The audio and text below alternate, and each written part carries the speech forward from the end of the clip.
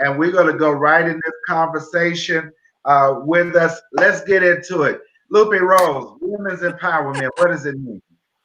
Well, it means a whole lot to me. But when we talk about women's empowerment, I think about the connection that we have as women, and I think about us supporting each other. Number one, sometimes I think that we as women, we look for that relationship in other women, and sometimes um, it's not something that we see initially, especially like when we look at, we look into, broadcasting or mediums on TV, we look at shows, something that's relatable to us. We're so used to seeing all the cattiness and pettiness that goes on within women, that they don't highlight the impactful things, the women behind the scenes that are doing things to empower one another. They show women tossing drinks in each other's face and pulling each other's hair and weaves out, and all of the things that make us not come together, not want to form relationships. But I tell you that since I've been on this women's empowerment movement, I have witnessed women coming together uh, for the betterment of empowerment. And I've been preaching this message to young women and saying that we have to stop that narrative. We have to start our own conversations and regain momentum and bring us back together as a union and as a unity of women empowerment. And what that means is that we have to stop that. We have to stop endorsing that behavior. We have to change those behaviors and stop condoning that. We have to stop watching those TV shows, and we have to speak loudly against those TV shows that make it okay for us to beat each other up. It's not okay. We have to come together. We have to support one another. We have to support each other's businesses. I tell you, I'm the first woman to support anything, entrepreneurship, women's business. And you know what? That it also, I got to be honest with you, because I haven't always been this person. I've grown a lot, and I've had to put my ego to the side, and I've had to start listening to people and what they want and what they want to see in other women, what they want to, see, and how they want to see us come together, because it's so easy for us to feel that we are the end all be all, and that because I am this and because I've done this, that, it's okay for me to act this way, and it's okay for me to be this way. And I tell you, I've had to regroup, and I've had to allow my staff, my friends, people that are younger than I am, um, come in and teach me a couple of lessons about myself and about empowerment. And it means that empowerment altogether, um, you have to be humble. And so humility to me means everything now than it did yesterday or the day before, the month or the year before. I have to practice what I preach, and Yes. in doing so, it's allowed me to grow. And in that growing and nurturing phase, there's no way that I can nurture and help grow another woman if I don't get it myself. So Myself. for me, That's women's right. empowerment means that we're never too old to listen, we're never too old to grow. Every day is different, and every day it brings us a new life and a new breath. Every time we open our eyes from sleep, it gives us another day to live and to be great. And so we have to live within our greatness, and we have to teach each other that it's okay to be great, number one, but we cannot condone the behaviors that we sometimes tend to gravitate to as women. And so, I mean, there's a lot that goes into women's empowerment. I'm just glad that I'm able to be amongst other women that are powerful, and it goes from the janitor right down to the chefs, right down to the people in service, and to that entrepreneurship. And you have to appreciate Yes. each and every entity And to all get of it, us. so. Let the church say amen. Amen. Let the church Pass the say amen. basket. It's the truth. Tedra, and in your organization, and I notice you talk about is it dropping jewels? Dropping jewels. Dropping jewels. I want you to drop some jewels to help women that are watching tonight to change that negative narrative. You don't need to compete or compare yourself when God has already crowned you. So when we think about the narratives that Lupe was discussing earlier, I literally went through that. Well, I will watch certain TV shows and I'm like, where is the woman that looked like me that's representing Christ? Where is the woman that looked like me that's bringing other people? So I actually did. I stopped watching the show, but then I also had to crucify some things within myself because Yeah. God is not going to give you a group of women to empower you if you're going to be salty and nasty to them. So I had to check my heart, and I had to check my heart, and I had to expose my demon. And my demon Yeah. was competition and comparison. Yeah. So in exposing my demons, I learned what does it mean to live a crown life. I learned what does that mean to be in community. What does healthy relationships look like where you can hold that person accountable and say you wrong, but I'm also help you with that. What does giving your sister wisdom looks like? What does giving them opportunities look like? The very first person that poured into King's Kid when I before I even launched publicly, she sent me $60 and I call her my purpose partner. She didn't know me. We was just talking through Facebook Messenger. My best friend, I told her about King's Kid in her living room and she empowered me to do that. So it's creating safe spaces for us to be vulnerable, not to be catty, for us to hold each other accountable, for us to grow together and for us to strategize together. And when you get women in a room that like that, when you get them with that mindset like that, dreams are birthed, purpose prevail, scripture is read, there is a different type of party, it's a different type of turn up when you're doing it for Christ, like you just move real different. So I think in order for you to have or to be somebody that is empowering other women, you got to understand your demons and crucify them, because God's not going to bring that in. He's not going to give you his daughters to be messing over. He's not going to do that. How do you identify? You said you were dealing in, somebody put it in the comments, competition and comparison. Because I know not just women, but men, we go through that too. And I think we go through it more because men do cry in the dark and we have our own insecurities that we deal with. But what does that look like for you? And what is your process of identifying? Someone says links says competition and comparison are spiritual They killers. are. How do you personally identify? Because everyone's spiritual killer isn't the It's same. different, right? Everybody have a different one. I definitely say you got to get raw with God. Raw is an acronym. So you have to repent. Repent means to turn. So whatever that, if competition is your spiritual killer, then you got to move to celebrating. But in order to celebrate that means action and accountability. So you got to expose it. You got to bring light to it. So if I'm strolling on your Instagram and I'm jealous of you and I'm comparing myself to you, to expose that demon is to say congratulations and like it and share it. Because in that pain, if you continuously do it, you got to keep doing it. And eventually you get over it.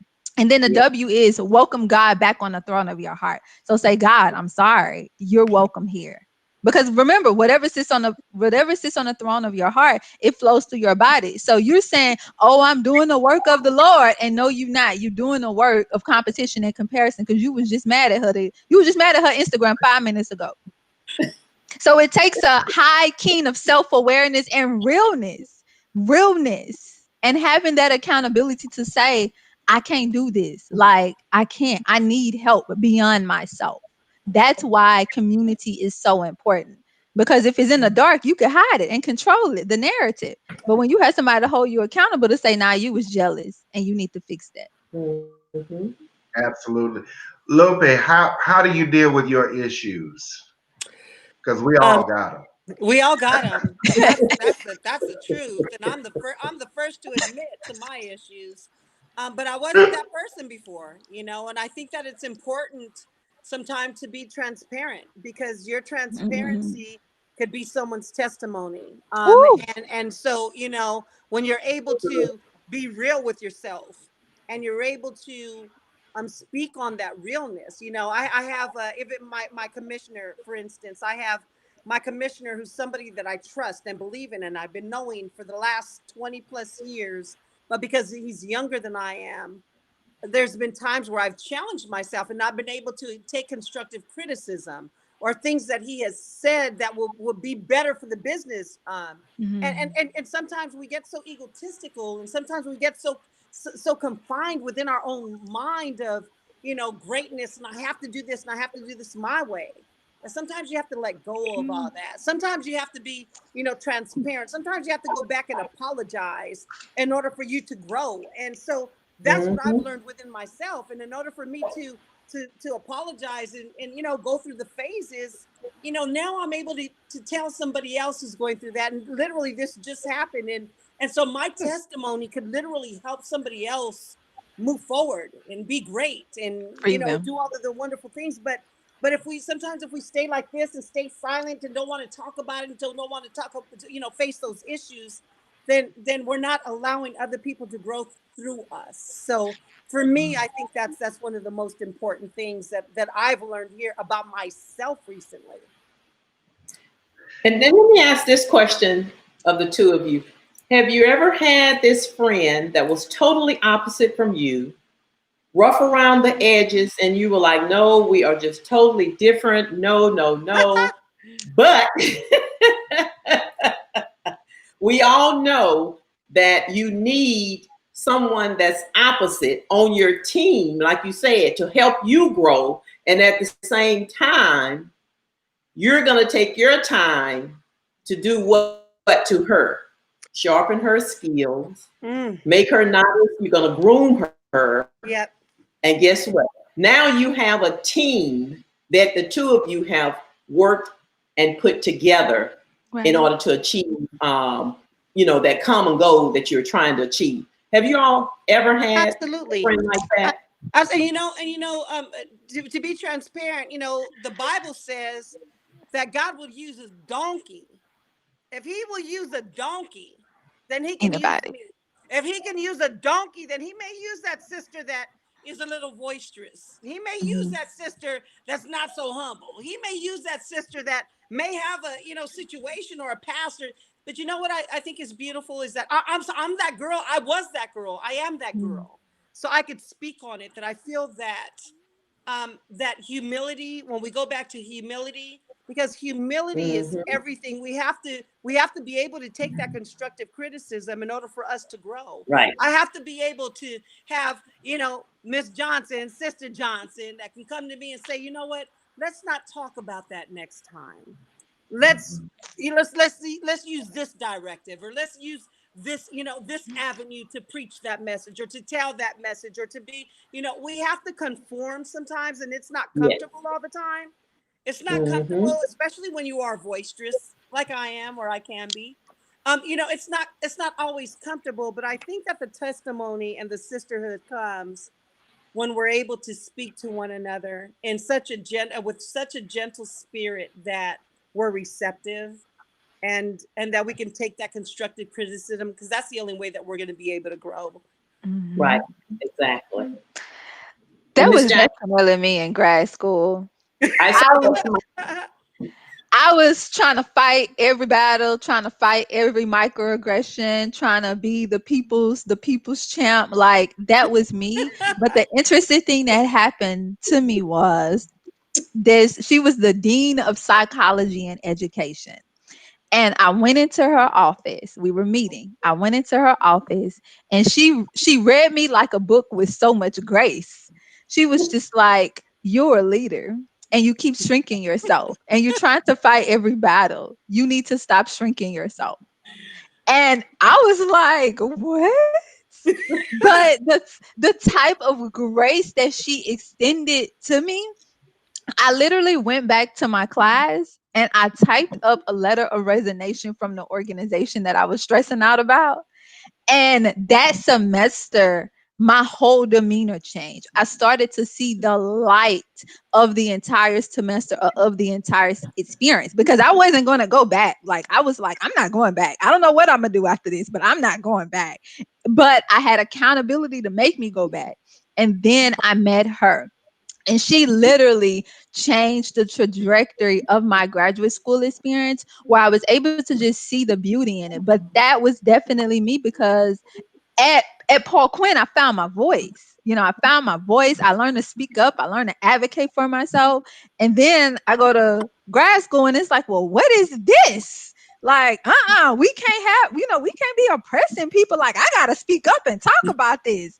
And I just kept running into a brick wall. And when I met with her, her tone monotone, but she, like I said, she spoke with so much grace to where my heart was open to receive it. So when we speak, we can't speak to condemn people. We have to That's meet them where right. we are, but speak in love and speak Yeah. it in a manner to where they're receptive. You sometimes you got to meet people on their level, and that's Yes. okay, Yes. but do it in love and do it in a way that their hearts can be open to it. And sometimes timing is important too, so we have to be sensitive to that, because I had a big problem with telling people what was right but in the wrong timing.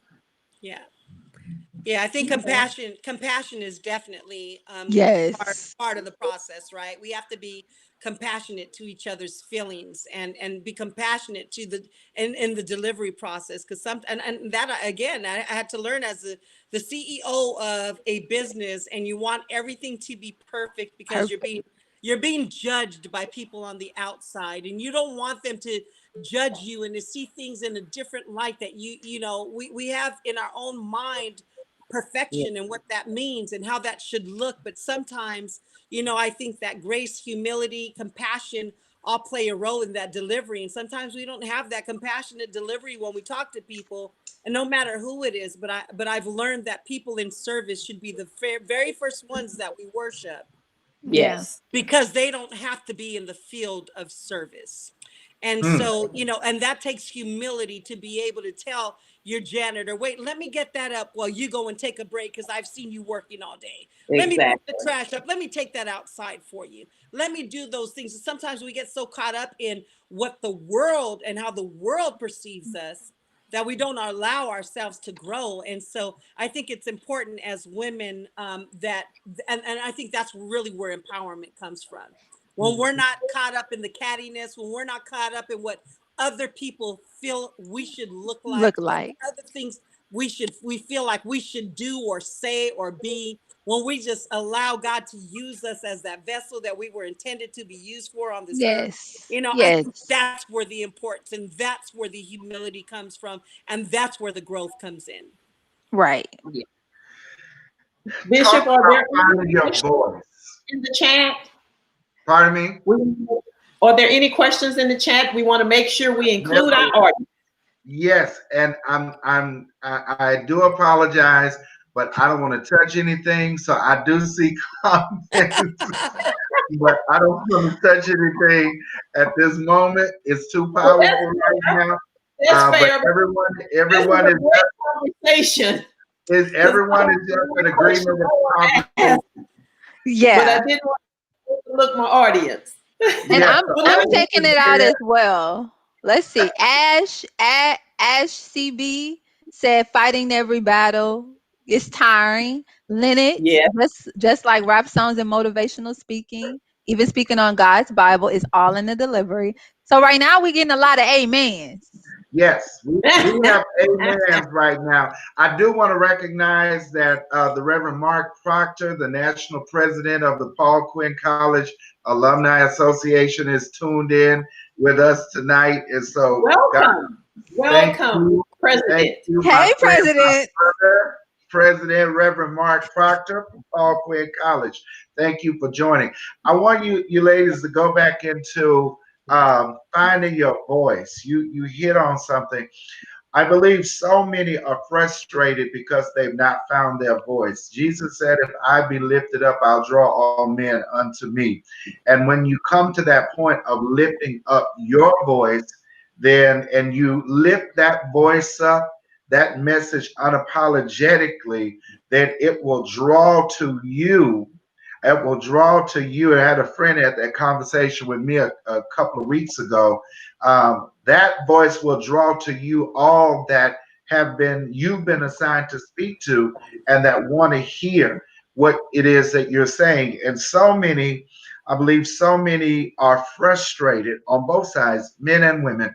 They are frustrated right now and at the point of giving up and feeling hopeless because they've not tapped into their voice. And you know, when you find your voice, you got to keep speaking. And those people that are waiting to hear what Lupe has to say, what Tedra has to say, what Veronica has to say, those people will come to that voice.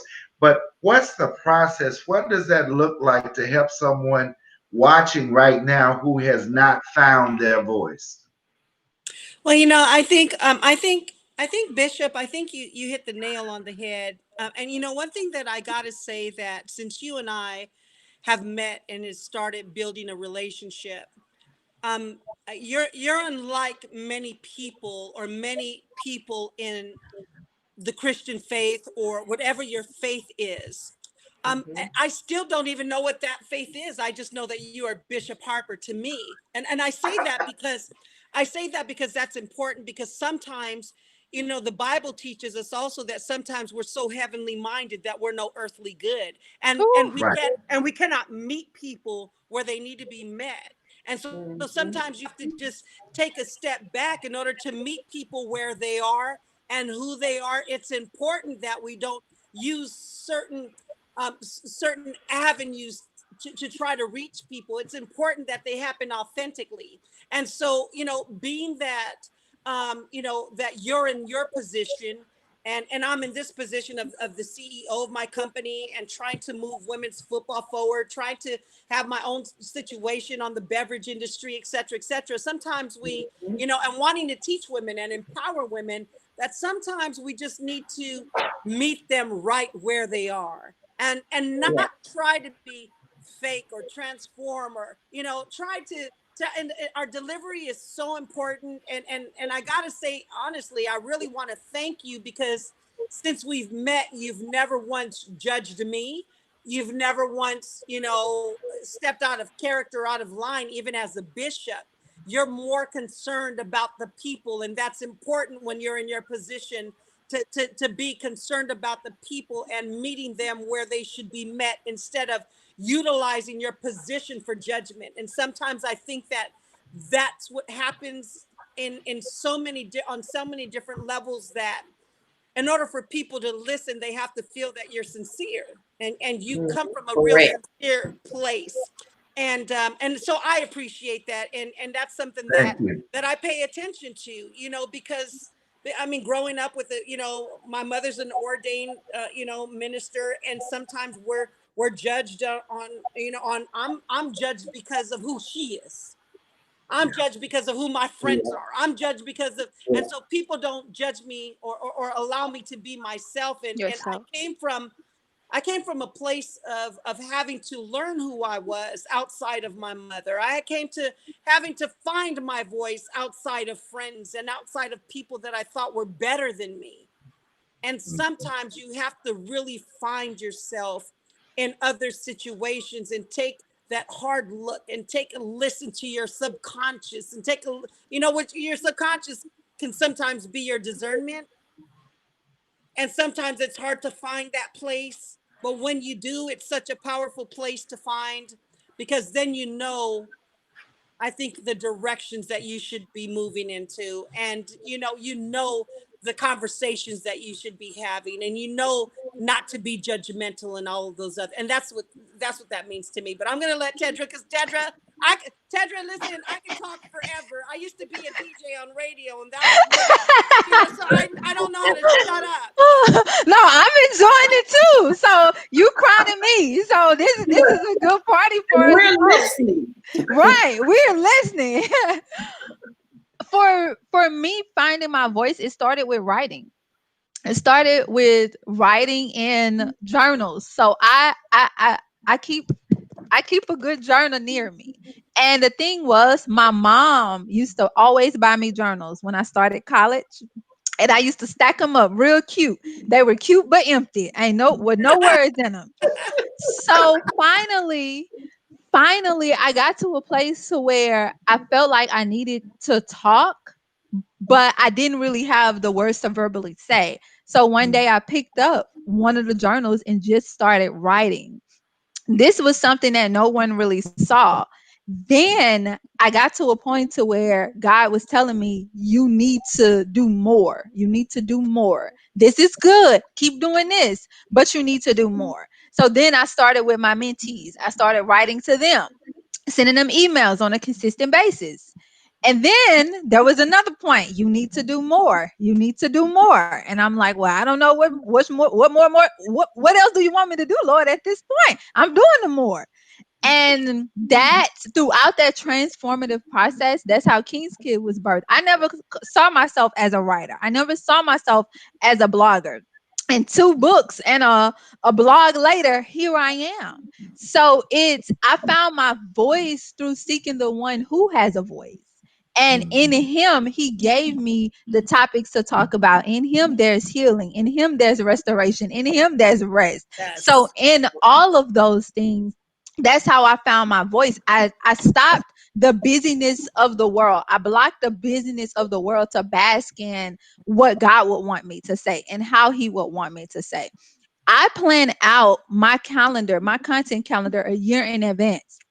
And Wow. there are times where that month is coming and God is like, you're not writing about this. I'm like, okay, so what we going to write about?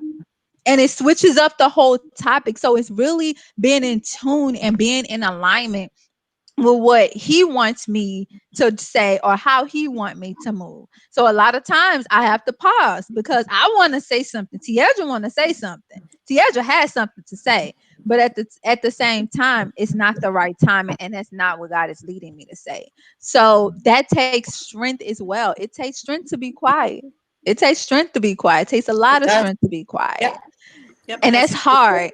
But that's how I found my voice. It just started through writing, and writing is healing. Writing brings hope. So that's how I started to find my voice. And now I always say I don't, Lupe, I don't play sports, but you give me a mic and I can rock it and crown you with jewels.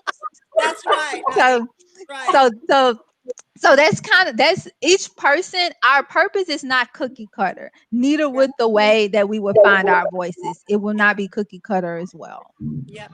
And it's you, and I hear both of you saying it's it's aligning yourself and observing the inner voice.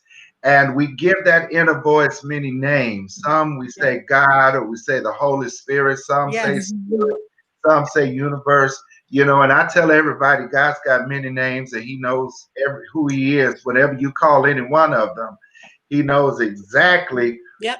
who you are talking to in that moment. But it's you learning to align yourself with and becoming familiar with the voice that's speaking on the inside of you. This is how songs have been written, books have been written, this is how dances have been choreographed, and this is what we do. It's learning to tap in and hearing that inner voice. I want to move into something, and again, audience, as Ms. V says, viewers, if you have any questions that you would like to ask any one of the ladies on the panel tonight, please put your comments, your questions in the comment. We usually would bring them on screen, but because things are going so well, I don't want to touch anything on my end. So please put your comments there, and we will make certain that we will address your questions in the comments. But as we're moving into business, because both of you ladies are in business, and right now, the thing I learned about a pandemic is there have been more millionaires created in the midst of pandemics. Madam C.J. Walker came to financial prominence during a pandemic. There's so much that's going on, and I was talking with someone today about a program that I'm content for a new program that I'm about to write, and they were saying to me, "This is the perfect time."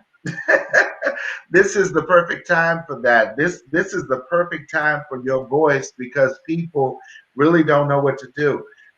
So that in mind, what I want to ask is how do we? I always say poor means passing over opportunities repeatedly. passing over opportunities repeatedly. I like to use that acronym for POUR.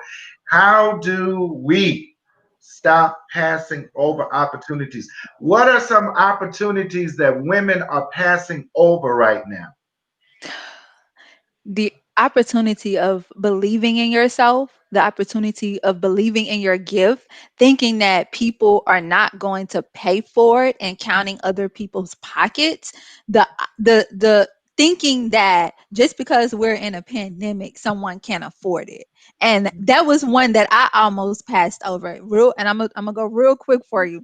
So I every year I celebrate September as self-improvement month, a month for you to celebrate yourself, and we do all type of activities. One of my friends told me, you need to go off of that, kind of go off of self-improvement month and host a master class. I said I could do that. I wasn't going to charge. One friend told me I needed to charge. I started to charge, and then another friend said you need to up your price. So we met in the middle a little bit, and my goal was literally 10 people, but I realized that I didn't want 10 anymore. I wanted 7. My class was filled with 5. Out of those 5 people, 2 people were sponsored within the class.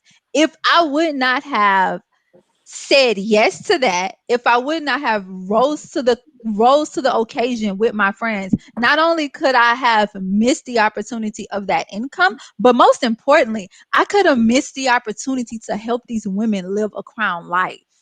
Mhm, So mhm, it's the one little bitty thing, but it rolls over into bigger things. mhm, mhm, I think I concur with Tiedra, and I saw the question come in about how the pandemic has helped promote our vision. You know, this year we were supposed to launch an exhibition season for the WFLA.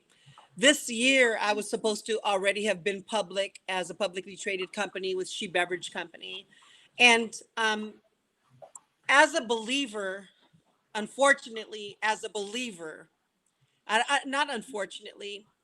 I mean, the situation is unfortunate, but as a believer, I have to trust the process, right? Yeah. And when I think about and everybody that's on my live knows that I'm very candid about my belief in Jesus and my belief in Christ, and I don't hide that from who I am. that's But right. as a believer, I have to know that everything happens within God's infinite timing and within His plan. I may have wanted to go public in January or February. That was the goal. But then the pandemic happened. I was supposed to be public by Valentine's Day. And then I started experiencing some setbacks. We placed our S1, they had questions, I'm answering the questions. And then I learned that this was the worst time to go public, and so many other things that had I gone public, I would have been bankrupt already. So I have to thank God and trust the process. Right.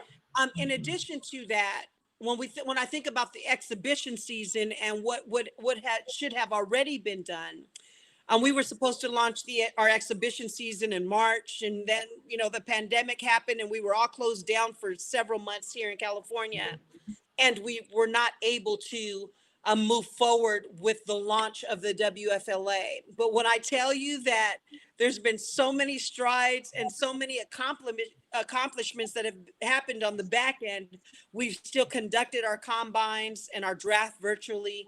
We've still been recruiting. I've had sponsors now that I'm not sure if I would have not had, but we've been, I've been able to create a studio, a production studio to support the league. We've been able to grow our beverages into other stores, and now we're manufacturing, hand sanitizer and things that we wouldn't have even thought about manufacturing. So there's so many things that I could speak on as far as self growth. But when we talk about um, sometimes things that stand in our way, I think is Mm-hmm.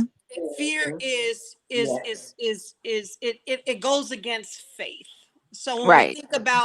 when we think about faith, we're faith driven. We're taught to to act on our faith and to live by faith and not by sight. And we're taught those things as Christians, and we're taught those things as biblical things, and just as people, we talk about those people that believe in the laws of attraction. We're taught to be faith driven. And Mm-hmm. faith, when you live off your faith, you don't worry about where the next dollar is going to come from. You don't worry Right. about a pandemic. You don't worry about those things. You continue to grow and build. So Right. that's what I've learned to do. But then when we talk about the laws of attraction and things that we attract to us, if we're living in fear, we will never be able to grow. If we don't trust our instincts, if we don't trust the process, then obviously those things will hinder our growth and hinder whatever it is. If you wanted to launch a business, launch that business. Don't be afraid of what's happening. Because that Mhm. fear sets us back so Yeah, much, so often. And when we let fear set in, anxiety, depression, and all of these other everything. ailments that attack our bodies, we allow that to happen.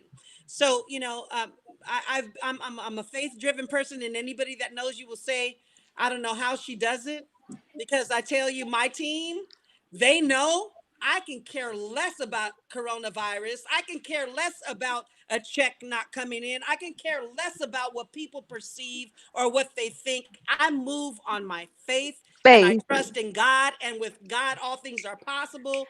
And I'm sorry, that's just everybody that knows me knows that that's who I am, Preach. with or without Bishop on the line. That is who I am, and that's Preach. the message that I do tell, because it's so important to me. It's so important to me. And those are questions that I'm asked often, like, how did you even accomplish this?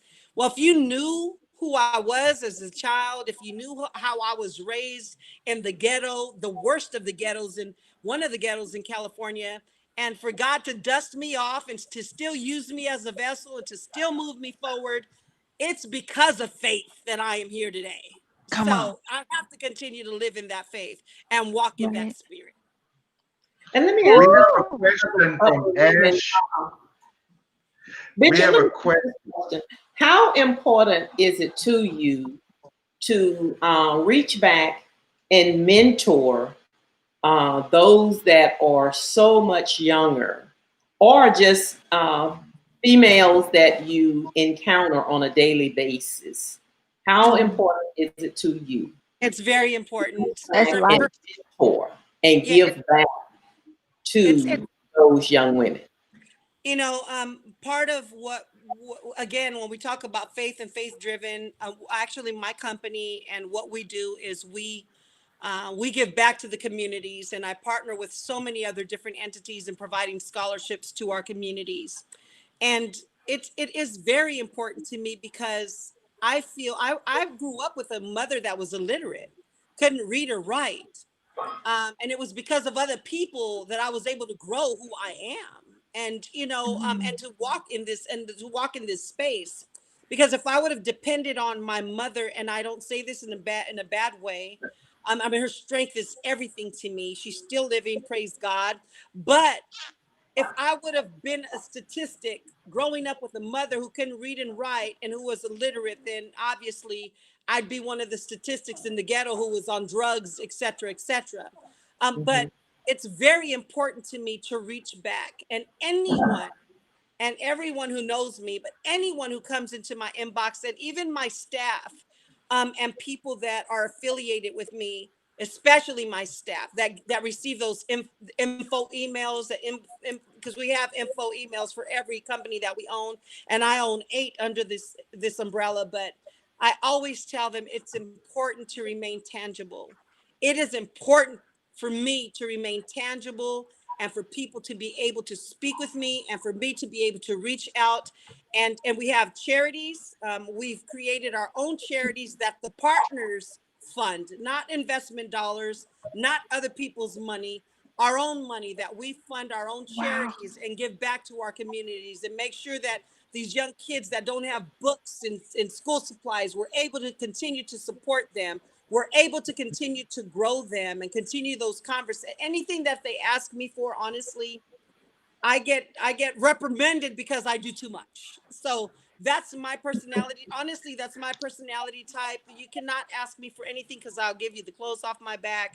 So it's very important to me that we do not forget, and that Mm-hmm. we do not stop, and that we do not hinder someone else's growth. I Okay. don't care what it is. I try to remain tangible because that's important, and I try to continue to move other people along. If I can't reach back and grab my sister, no matter who she is or what walk of life she's come from, then what does that say about my character? Yes. We have a Mm-hmm. question from our audience.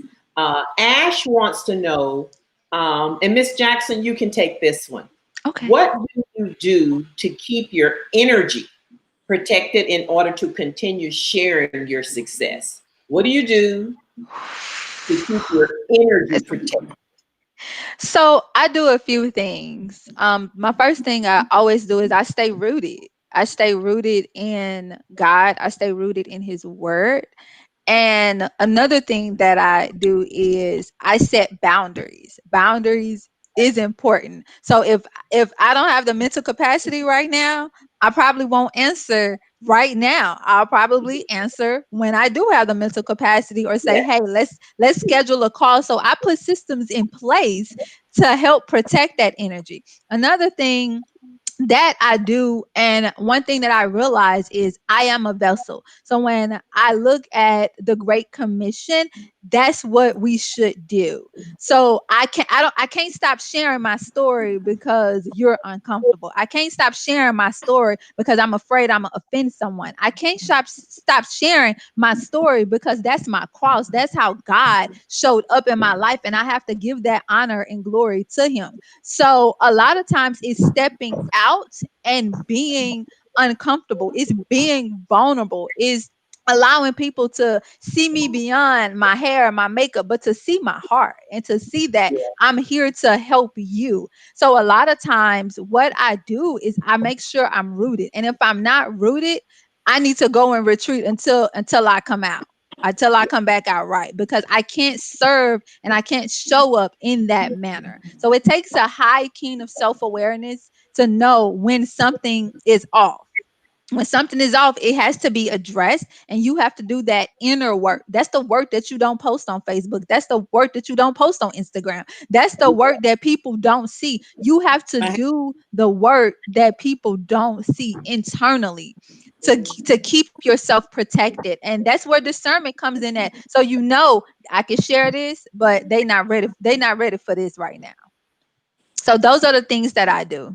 Okay. Excellent. That's Excellent. awesome. That's awesome. This episode tonight has been fire. I feel like we've been in a women's revival, Woman Thou Art Loose, all of the major women's conferences. I just feel like we have been on that platform tonight, and my spirit is just turning, right now. And I was thinking, as I sometimes I tell Miss V that I'm going to send her some license, some evangelist license. So, Lupe, I'm gonna have to put you some license, some preaching license in the mail. I'm just gonna have to bring you into the Prevailing Life organization and just give you some license and just turn you a loose, okay? Tiandra, I think I've got to put some license in the mail for you too. I'm just all y'all's bishop tonight. Ordained. I'm just going to ordain you tonight because I'm telling you, the Lord has need of thee. Yes, And we're we looking tag at team you tonight, Bishop. We really did. We tag team you tonight. tag team fall harvest revival has taken place right here at Houston HBCU Alumni Association. And so, and those of you that were just joining in, thank you for joining us. You joined into Houston HBCU Live tonight. We've been talking about women's empowerment with Miss Tiedra Jackson, CEO and visionary of King's Kid, and also Miss Lupe Rose, who is the CEO of the Women's Football League Association and She Beverages. And we've just been so excited. And thank you for all the comments in the final moments of this conversation. And because I'm a word person, if anyone says to me, "We have last words from Bishop," I say, "I don't have any last words. I don't plan on dying."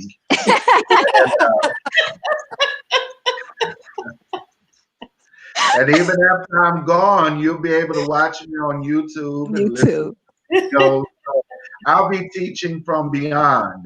So, but in this moment, as we're coming to a close of this conversation, I'd like for you two ladies both to give us some nuggets that we can sleep on tonight.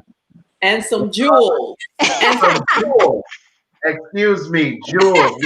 We're dropping jewels tonight, and you're placing those jewels in your crown, which is very important. You got to rock your crown, wear your crown. And so, Tiedra Jackson, I will start with you. Drop some jewels for us. My first one would be to read Hebrews chapter 11. That chapter, it's like the hall of fame for the Bible. Yes. So it throughout that entire chapter, it says such and such accomplished this by faith, such and such accomplished this by faith. It's listing everything that almost everyone in the Bible accomplished by faith. So the thing that I want you to leave and ponder on is, what am I going to accomplish by faith? You can accomplish a lot, but what are you going to accomplish by faith? That would be my first thing. My second thing is to never forget your crown. You should wear your crown no matter what environment you're in. So yes, we're on this live broadcast and I have my crown, but in my home, I wear my crown. In my career, I wear my crown, and I don't compromise my crown. Don't compromise your crown. Don't compromise your core. Don't compromise who God said you are. Don't compromise that. And my last one, which is what I'm gonna put this on a blog at some point, but I'm gonna say it here first. The world would have to catch up to the word. So God will always tell it to you first. Either he'll tell it to you directly or through somebody. But don't be discouraged when you're getting that rejection, because the world will eventually catch up with the word that God told you. So whatever you do in private, just know that God is going to give it to you in his timing. As we discussed earlier, the world will always catch up with the word. The world is always slow to catch up. And that's okay. But do what God has called you to do, and be obedient in that, and be all that you were created and crowned to be. Those are my jewels. Awesome. Thank you. And Lupe, before you give your jewels, there's a question. Sunday Williams has asked for advice for new business owners. Absolutely. Well, Sunday, if I had to, if I can bottle up a formula, I would, and I would sell it. And this will go into, I guess the also the question that Bishop has asked us to deliver tonight, our final thoughts. It sounds so cliche, but never give up. I created She Beverage Company, and I invested so much money, and me and my partner Sonia, she invested her money. We come from the entertainment industry. We're partnered together in the entertainment industry, and I went and I asked her for money, and I said, "Hey, I want to start this new venture because the entertainment industry took a decline." And iTunes was introduced, internet piracy, bear share, and all those other free downloads that you guys were doing affected my business. And Oh, I'm sorry, because I was wearing Bear Share out. I'm sorry. In the early 2000s, coming out of Paul Quinn, I was wearing Bear Share out. So honestly, I came to Sonia and I said, hey, look, I have an idea to launch a beverage company. And I said, I need your financial support. She said, what does that mean? I said, I don't know. Go into your retirement. Let's take both of our money. Let's put it together and launch this beverage company. She said, although that's a great idea, I need you to show me something. Show me, because we did the entertainment industry and we invested a lot. I mean, millions of dollars in the entertainment industry. And although we reached the level of success, we also reached a level of decline. So she said, well, show me something. And I did. I started going out and selling things that I owned and I had and things of value, big expensive gifts like Mercedes-Benz and motorcycles and all these things that I absolutely loved and started collecting. I sold them all to show her that, you know, if we can come together and build something, I thought I can recoup those things. Those things are material things. I can come back and regain those things. And sometimes we're afraid to trust the process. But we ended up coming together. We ended up investing. And then we got to the point where we ran out of money. And I didn't know what I was going to do because I promised her that we were not going to fail. And so we brought in another partner. And the partner just perfect fit, still our partner today, perfect relationship. But I said that to say that I was ready to give up. I was ready to throw in the towel. In addition to that, I started receiving offers on my company behind a product that I created. And it was a multi-million-dollar offer. And they were telling me to sell the company, sell it. Let's get the money because we needed it so desperately. And I didn't sell because something in my spirit would have derailed the process. It would have moved me against everything that I was building this company for. And part of that product is product that I wanted to move into third world countries that don't have pharmaceutical companies, et cetera, et cetera. And so I felt like I don't know what to do, but I don't want to sell the company. And when I tell you that they beat me up every day, and if they could have put a knife to my throat, they would have. Multi-million dollars versus zero, because we had zero to hold on to. And I told a friend of mine and a colleague of mine, I said, you know what? I don't know what to do. I feel like I'm just ready to give up. I'm so lost. And he sent me a meme. And it was a two-part meme. It was on one picture. And at the top of the meme, there is a caveman. He was digging at the diamond mines. And he was digging and digging and digging. And it showed him digging at the top. And it showed the diamonds on the other side. And then, actually didn't show anything on the other side. And then it showed him walking away because they were too far away. And then the bottom of the meme, it actually showed the diamonds right there. Right there. Had he dug just A little bit more. 3 more times, he would have reached those diamonds. And he sent me that. He didn't say nothing. He just sent me the meme. I said, you know what? I'm ready to give up. I don't know what to do. He sent me the meme and that hit home. Literally, it spoke volumes. And I thought, okay, I got some more fight in me. And I came and I started fighting harder. And that was 7 years ago. And I have 5 locations now. We just launched our studios. We have our warehouses. We have Sheep Beverage Company. I've launched a WFLA. I've bought 8 different companies. I've acquired a company by Kobe Bryant's family. I've done so much within that time. And had I not trusted the process, and had I given up and been fearful, then I would have lost everything that we've invested our money in and my other investors. So, you know, it may seem cliche, but never give up. Continue to move forward. Continue to trust the process. Yes. Allow yourself to dream Mm, and make your dreams your reality. your reality. Yes. Whew, I'm just, hey,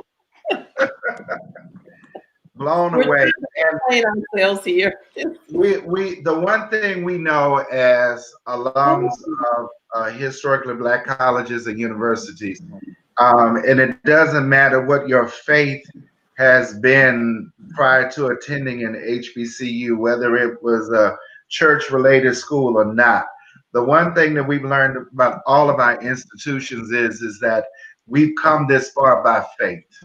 Oh, yes. The song, we've come this Say that far again. by faith. Say that again, Bishop.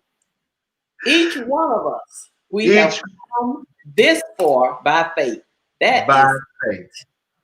That's it. our So, dream. And all we know is that dream will be a reality. That's all we know. Yep. That's it. Yep.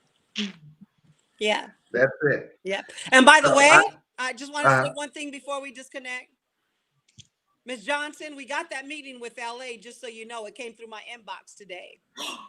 That Are meeting you we're talking about with LA, that the LA HBCU, Gary gave us the meeting today. So I have to send that to you because it came through the inbox today. So just so you know. We got you, honey. Didn't I tell you?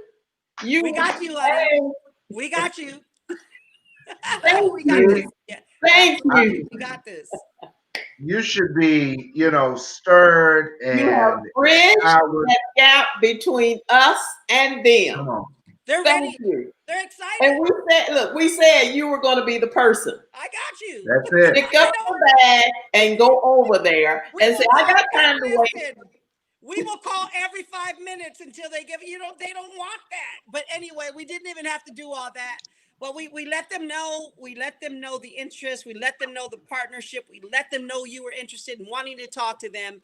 And they said, yes. When do you want to meet? Set it up. So I'll send you the information later on. And I'm excited to be a part of that movement. So yes, we got it. Yeah. HBCUs. I got you, honey. Forever. Yes. We got this. Our take home tonight is step out. I think to sum it up tonight, it's about stepping out. And the thing that I've loved about Lupe and us just talking to you, and we don't know, you're right, we don't know each other's backgrounds very well. We just come together in synergy and like-mindedness and a like faith. I've just seen you move. If you say you're going to do it, you're going to do it. 100%. And the key is becoming a demonstrator. I am categorized as having a prosperity ministry, and I tell people, I don't mind that. I'd rather have a prosperity ministry than a poverty ministry.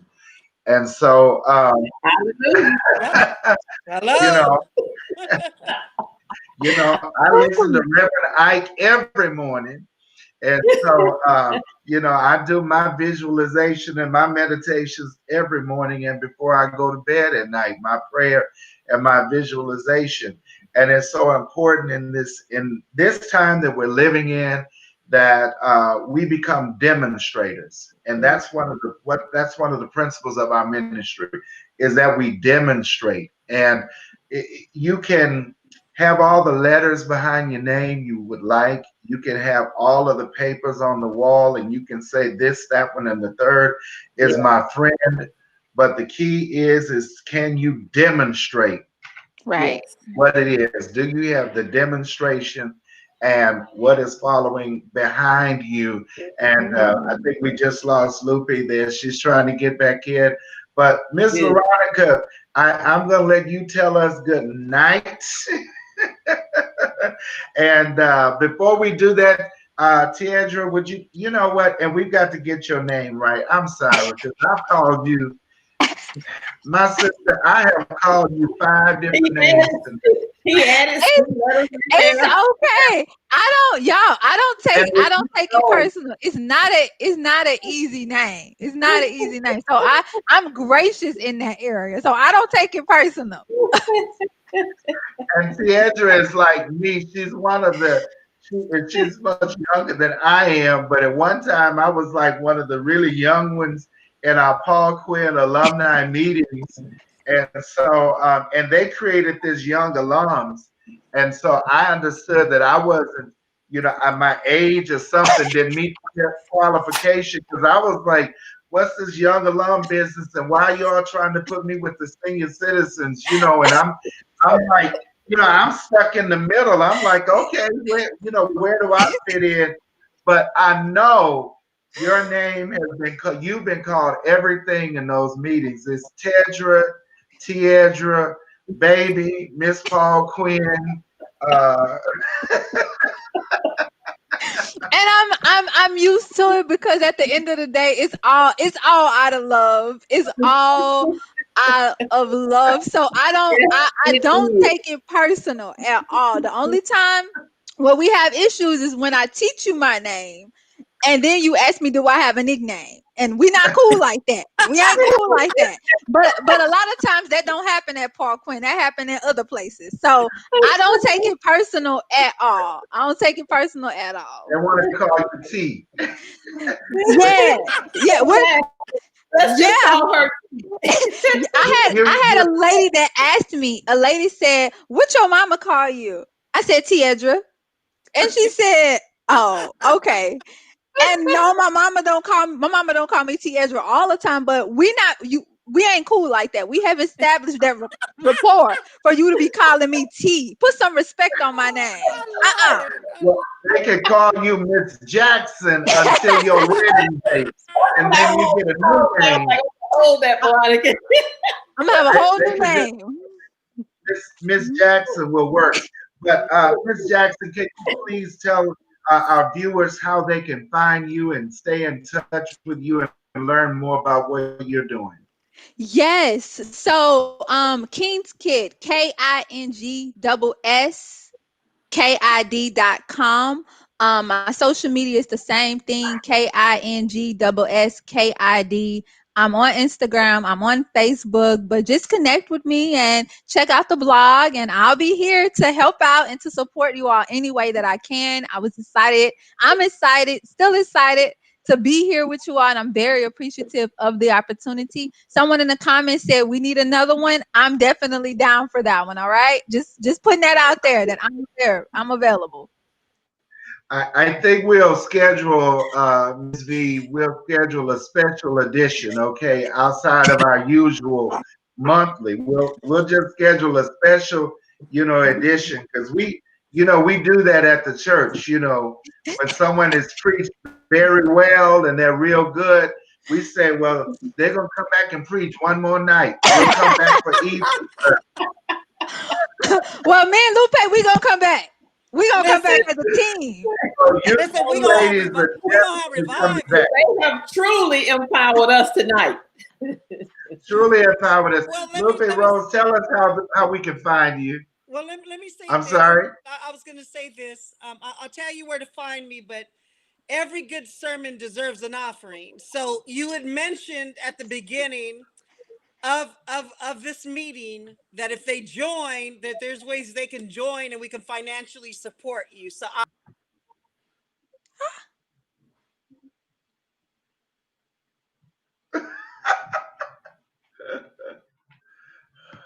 It's okay. She's going to come back. Yeah, she's coming back.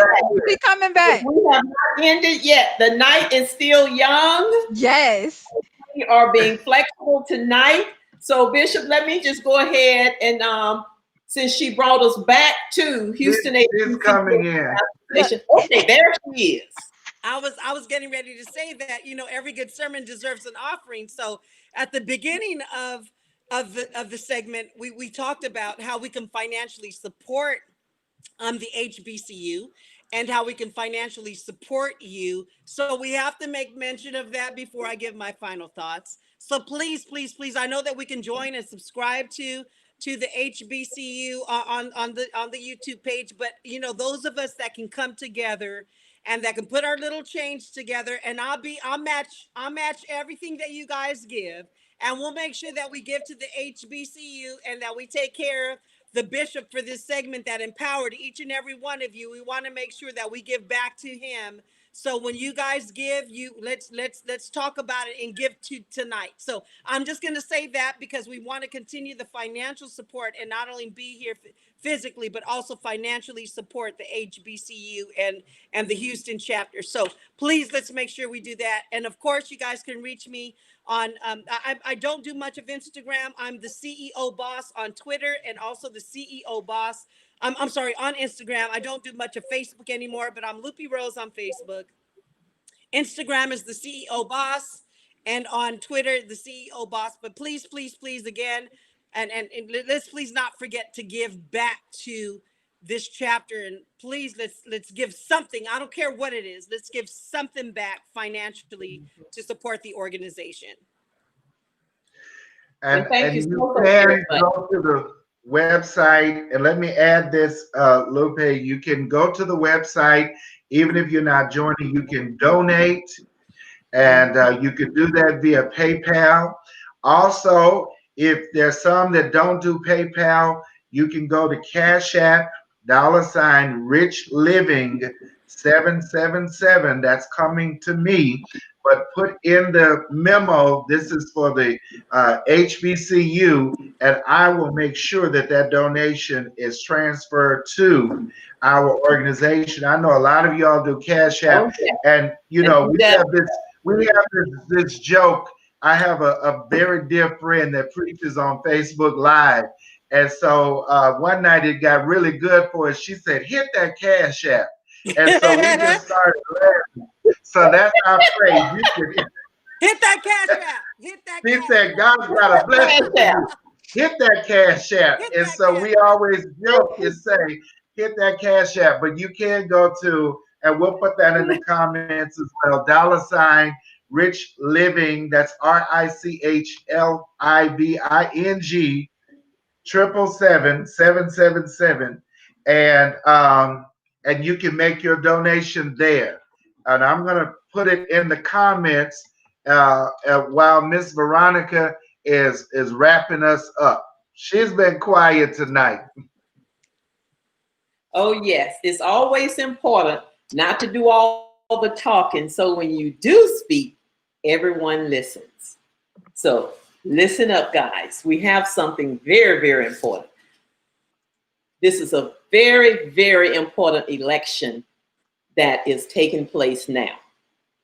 Early voting is going on now.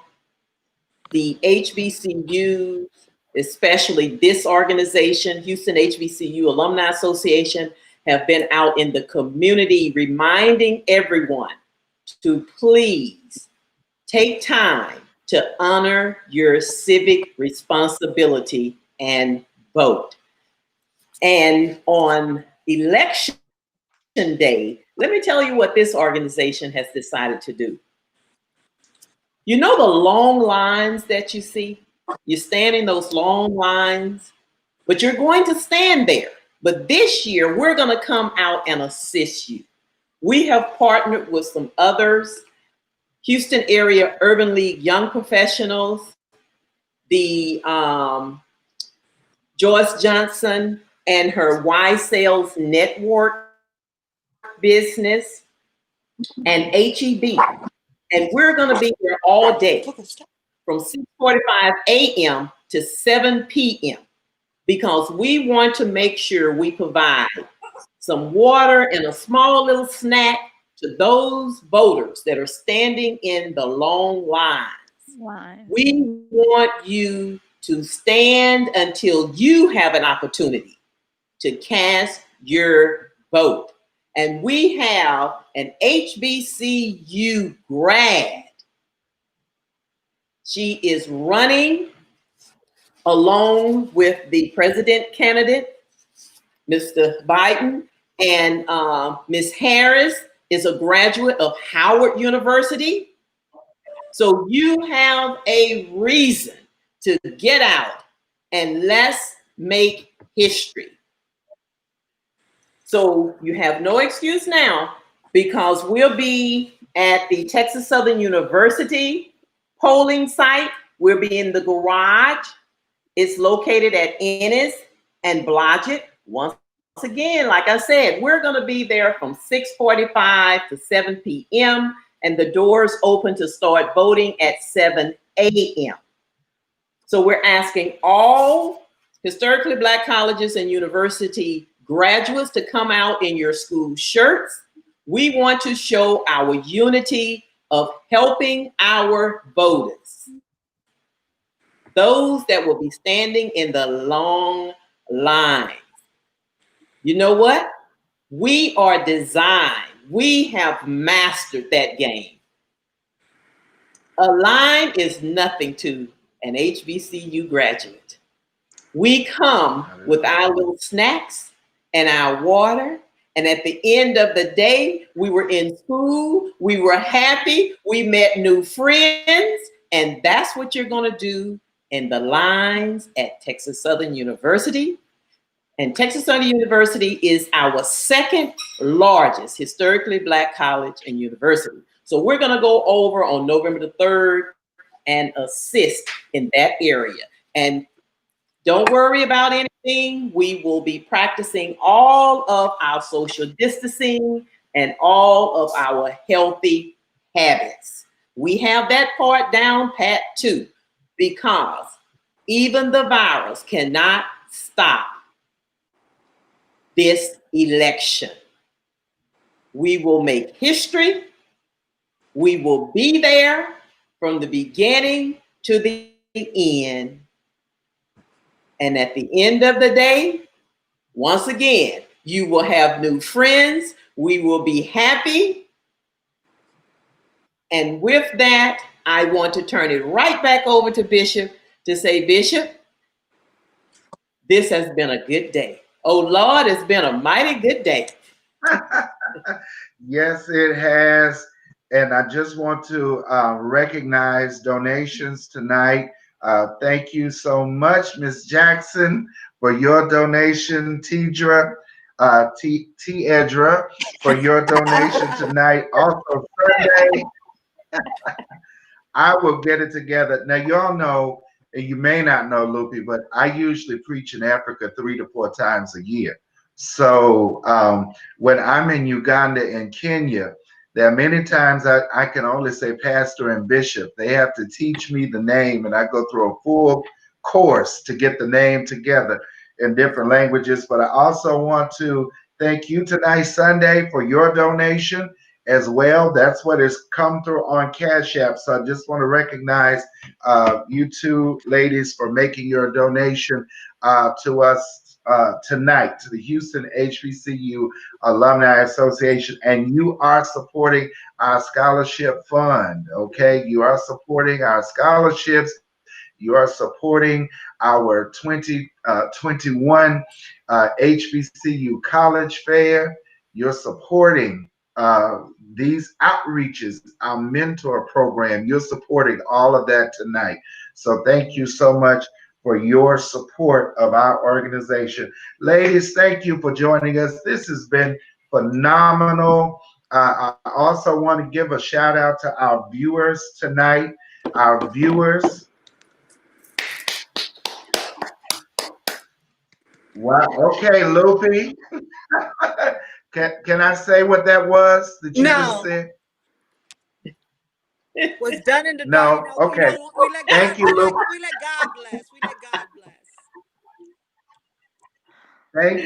Thank you, Lupe, for your donation tonight. And so thank you, all of you that have joined in. This has been wonderful. You can go back and watch it again on Facebook. Tonight we're on my page, Bishop Richard Harper, but next broadcast we will be on our Houston HBCU page. So thank you so much for joining us. We love all of you. Go to the website, learn more about us, read more about us. Thank you so much. We speak blessings over you tonight, you lovely ladies and everyone that has joined in. With that being said,